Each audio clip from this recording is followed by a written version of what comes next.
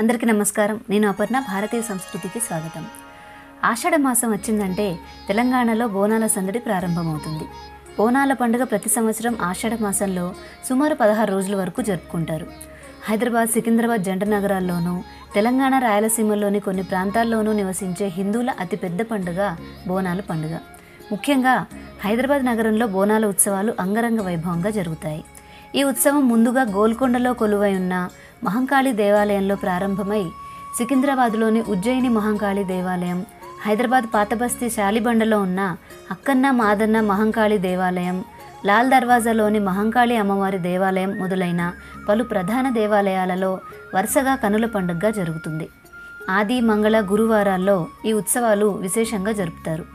మహంకాళి దేవాలయం గోల్కొండను పాలించిన తానిషా కాలంలో అక్కన్న మాదన్నలచే నిర్మించబడింది. సికింద్రాబాద్ ఉజ్జయిని మహంకాళి ఆలయం 1815లో కట్టబడింది.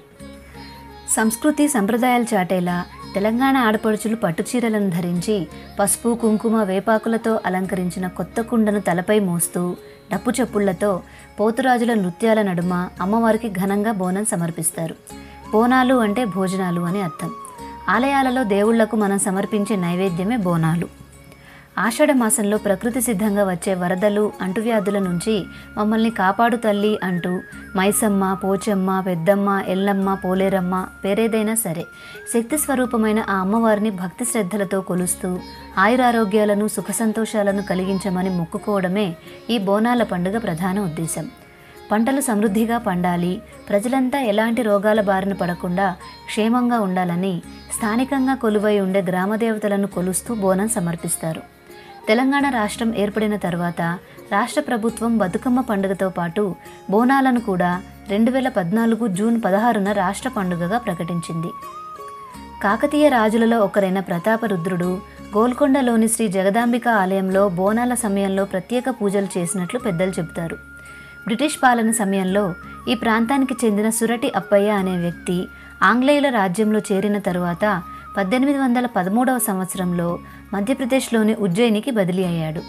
అప్పుడే భాగ్యనగరంలో ప్లేగు సోకి కొన్ని వేల మంది చనిపోయారు. అది తెలుసుకున్న ఆయన సహోద్యోగులతో కలిసి ఉజ్జయిని అమ్మవారి ఆలయానికి వెళ్ళి తమ ప్రాంత ప్రజలను రక్షించమని కోరుకున్నాడట. అక్కడ ఆ వ్యాధి తగ్గితే ఆ ప్రాంతంలో ఉజ్జయిని అమ్మవారికి ఆలయం నిర్మిస్తామని అనుకున్నారు. అంతే, అప్పుడు ఆ వ్యాధి తగ్గిపోయిందట. ఆ తర్వాత 1815లో ఆయన నగరానికి తిరిగి వచ్చి అమ్మవారి విగ్రహాన్ని ప్రతిష్ఠించి ఆలయ నిర్మాణాన్ని దగ్గరుండి పూర్తి చేయించారు. అప్పటి నుండి ఆషాఢ మాసంలో బోనాల పండుగ ఎంతో వైభవంగా జరుగుతుంది. ఈ పండుగను విదేశాల్లో సైతం ఘనంగా జరుపుకుంటారు. ఇంకో కథనం ప్రకారం 1908వ సంవత్సరంలో మూసీ నది పొంగి నగరవాసులు చాలామంది ప్రాణాలు వదిలారు. నది ఉద్రిక్తత తగ్గడానికి లాల్ దర్వాజా మహంకాళి అమ్మవారికి బంగారు చాటలో పట్టుచీర, గాజులు, ముత్యాలు, పసుపు, కుంకుమ, బోనాలను సమర్పించారు. అప్పుడు నది పొంగటం ఆగిందని, అప్పటి నుండి బోనాల ఉత్సవాలు జరుపుతున్నారని ప్రచారంలో ఉంది. బోనాల పండుగలో ఆధ్యాత్మికతతో పాటు ఆరోగ్యపరంగా కూడా ఎంతో ప్రాముఖ్యత ఉంది. ఔషధ విలువలు గల వేపాకు ఆషాఢ మాసంలో వచ్చే మసూచి వంటి రోగాలకు విరుగుడుగా పనిచేస్తుంది. పసుపు, కుంకుమలు శరీరానికి పూయటం ద్వారా అవి యాంటీసెప్టిక్గా పనిచేస్తాయి. వానాకాలంలో దోమలు, ఇతర కీటకాలు చాలా వ్యాపిస్తాయి. అమ్మవారి ఊరేగింపు సమయంలో అమ్మవారికి గుగ్గిలం లేదా సాంబ్రాణి పొగ వేస్తారు. ఆ పొగ వల్ల క్రిమి కీటకాలు చనిపోతాయి. బోనాల పండుగలో ఘటం, బోనాలు, వేపాకు సమర్పించడం, పలహారం బండి, పోతురాజు విన్యాసం, రంగం, బలి, సాగనంపుట అనే 8 ప్రత్యేక ఘట్టాలు ఉంటాయి. వాటి గురించి ఇప్పుడు వివరంగా తెలుసుకుందాం. ఘటోత్సవం ప్రత్యేకమైన కలశంలో అమ్మవారిని ఆవాహన చేసి నగర వీధుల గుండా ఊరేగింపుగా తీసుకెళ్తారు. బోనాల ఉత్సవం ప్రారంభించిన మొదటి రోజు నుండి 14వ రోజు దాకా ప్రతిరోజు పొద్దున, సాయంకాలం అమ్మవారు కలశంలో సూక్ష్మ రూపంగా ఆసీనురాలై నగర, గ్రామ వీధుల్లో ఊరేగి భక్తుల పూజలను స్వీకరిస్తుంది. ఘటం అంటే కలశం. అమ్మవారి రూపం కలశం మీద గీయబడుతుంది. ఆ ఘటం అమ్మవారిలాగే అలంకరించబడుతుంది. ఆలయ పూజారి శరీరం అంతా పసుపు పూసుకొని ఘటాన్ని మోసుకెళ్తాడు. హరిబౌలిలోని అక్కన్న మాదన్న దేవాలయం వారి ఘటముతో ఏనుగు అంబారీపై అశ్వాల మధ్య అక్కన్న మాదన్నల బొమ్మల నడుమ ఊరేగింపు మొదలై సాయంత్రానికి కన్నుల పండుగగా నయాపూల్ వద్ద ఘటముల నిమజ్జనంతో ముగుస్తుంది. లాల్ దర్వాజా నుండి నయాపూల్ వరకు వీధుల వెంబడి వేలాది మంది ప్రజలు నిల్చొని అంగరంగ వైభవంగా అలంకరించబడిన ఘటాలను చూస్తారు. పోతురాజుతో పాటు వివిధ పౌరాణిక వేషధారణలో ఉన్న కుర్రవాళ్ళు తమదైన రీతిలో జానపద గీతాలు వాయిద్యాలు మధ్య నృత్యం చేస్తారు. బోనాలు శక్తి స్వరూపిణి అయిన మహంకాళికి భక్తితో సమర్పించే అన్నమే బోనాలు. ఎవరికి వారు ఏ రకంగా వండి నైవేద్యం పెడతామని మొక్కుకున్నారో ఆ విధంగా వండి సమర్పించి తమ కృతజ్ఞతను తెలుపుకోవడం ఆచారం. చక్కెర పొంగలి, బెల్ల పొంగలి, కట్టె పొంగలి, పసుపు అన్నం ఇలా పలు రకాలుగా బోనాలు అన్నం ఉంటుంది. ఆషాఢ జాతరలో స్త్రీలు తమ ఇళ్లను కడిగి శుభ్రపరచి తలంటుకొని స్నానం చేసి శుభ్రమైన కొత్త బట్టలు ధరించి వ్రతం ఆచరించి నైవేద్యం తయారు చేస్తారు.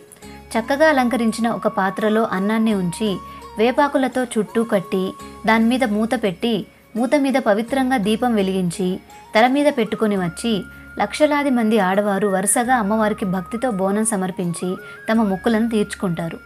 మహిళలు బోనాలను నెత్తిమీద పెట్టుకొని భేరి, తప్పెట, కొమ్ము వాద్యాలు మ్రోగుతూ ఉండగా ఊరేగింపుగా రావడాన్ని చూడటానికి 2 కళ్ళు సరిపోవు. దీనికంటూ ప్రభుత్వం ప్రత్యేక బందోబస్తు ఏర్పాట్లను ముందుగానే ప్రణాళికగా అమలుపరుస్తుంది. బోనాలను మోసుకెళ్తున్న మహిళలను దేవి అమ్మవారు ఆవాహిస్తారని విశ్వాసం. మహంకాళి అంశ రౌద్రాన్ని ప్రతిబింబిస్తుంది కాబట్టి ఆమెను శాంతపరచడానికి ఈ మహిళలు ఆలయాన్ని సమీపించే సమయంలో వారి పాదాలపై మిగిలిన భక్తులు నీళ్లు కుమ్మరిస్తారు. ప్రాంతంలో అందుబాటులో ఉంటే చెట్టు నుండి తీసిన స్వచ్ఛమైన కళ్ళును కూడా బోనంతో పాటుగా మరో పాత్రలో తీసుకువెళ్ళి అమ్మవారికి భక్తి శ్రద్ధలతో సమర్పిస్తారు. ఆ తర్వాత ఆ బోనాన్ని ప్రసాదంగా ఇవ్వడం, పంట పొలాల్లో చల్లడం చేస్తారు. వేపాకు సమర్పించుట. వేపాకులను పసుపు నీటిలో ముంచి అమ్మవారికి సమర్పించే ఆచారం ముఖ్యమైన క్రియగా భావించబడుతుంది. వర్షాకాలం ప్రారంభమైనప్పుడు సోకే కలరా, మసూచి వంటి వ్యాధులను తరిమికొట్టే క్రిమినాశినిగా వేపాకు ఉండటం వల్ల, అమ్మవారికి ప్రియమైన వృక్షంగా ఉండటం వల్ల వేపాకులను అమ్మవారికి సమర్పిస్తారు. ఫలహారం బండి. బోనాలు జరుపుకునే రోజు భక్తులు తమ ఇళ్లలో నుండి శుభ్రంగా నియమనిష్టలతో తయారు చేసి తెచ్చిన నైవేద్యాలను బండ్లలో పెట్టి ఆలయానికి ప్రదక్షిణ చేయడాన్ని ఫలహారం బండి అనే ఉత్సవంగా జరుపుకుంటారు. పోతురాజు వీరంగం. అమ్మవారి సోదరుడుగా పోతురాజును భావిస్తారు. బోనాలు పండుగ 15వ రోజు తెలంగాణ ప్రాంతంలోని ప్రతి బస్తీ నుంచి పోతురాజులు అమ్మవారి ఆలయానికి లక్షల సంఖ్యలో వీర ధీర విన్యాసాలు ప్రదర్శిస్తూ వరదగా తరలివస్తారు. వీరు కాళ్ళకి గజ్జెలు కట్టి ఒళ్లంతా పసుపు పూసుకొని పసుపు నీటిలో తడిపిన ఎరుపు వస్త్రం ధరించి కంటికి కాటుక, నుదుటి మీద కుంకుమ బొట్టుతో నడుముకు వేపాకులు కట్టి చేతిలో పసుపు రంగు కొరడా జల్పించి నాట్యం చేస్తూ ఫలహారం బండికి ముందుగా నడిచి వెళ్లడం బోనాలు పండుగ యొక్క విశేష ఆకర్షణీయమైన అంశం. రంగం. ఇది చివరి రోజున జరిగే ముఖ్యమైన ఘట్టం. బోనాలు నైవేద్యం ఆదివారం జరుగుతుంది. సోమవారం తెల్లవారుజామున అమ్మవారి సన్నిధికి ఎదురుగా ముఖమండపంలో ఉన్న మాతంగేశ్వరి ఆలయంలో అమ్మవారికి ఎదురుగా వివాహం కాని ఒక స్త్రీ వచ్చి ఒక మట్టి కుండ మీద నిలబడి భవిష్యవాణి చెబుతుంది. దీనినే రంగం అంటారు. దేశ రాజకీయం, వ్యవసాయం, వ్యాధులు, ప్రకృతి వైపరీత్యాలు అన్నింటినీ ఆ రోజు అమ్మవారు ఆ స్త్రీ ద్వారా తెలుపుతుంది. రంగం పలికే ఆ స్త్రీ ఒక కత్తికి మాంగల్యం కట్టి తన జీవితాంతం వివాహం చేసుకోకుండానే ఉండటం ఆనవాయితీ. బలి. రంగం ముగిశాక సోమవారం పోతురాజులు ప్రొద్దున 9 గంటల ప్రాంతంలో వీరతాండవం చేస్తూ మైమరచి భక్తి పారవస్యంతో ఆలయ ప్రదక్షిణ చేస్తారు. అమ్మవారి సన్నిధికి ఎదురుగా వారు ఆడే నృత్యం ప్రజలను భక్తి పారవస్యంలో ముంచుతుంది. ఆ సందర్భంలో సొరకాయ, ఎర్రగుమ్మడికాయ వంటి కూరగాయలను పగలగొట్టి అమ్మవారికి బలి ఇస్తారు. ఇదివరకు ఎద్దు, మేక, కోళ్లను బలి ఇచ్చేవారట. ఇప్పుడు జంతు బలి నిషేధం కాబట్టి కూరగాయలను పగలగొట్టి పండుగను పూర్తి చేస్తున్నారు. సాగనంపుట.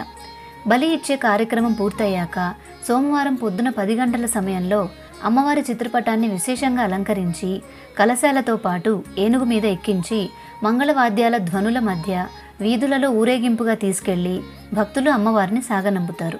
చివరిగా ఘటాన్ని నయాపూల్ ప్రాంతంలో ప్రవహించే మూసీ నదిలో నిమజ్జనం చేసి పండుగను పూర్తి చేస్తారు.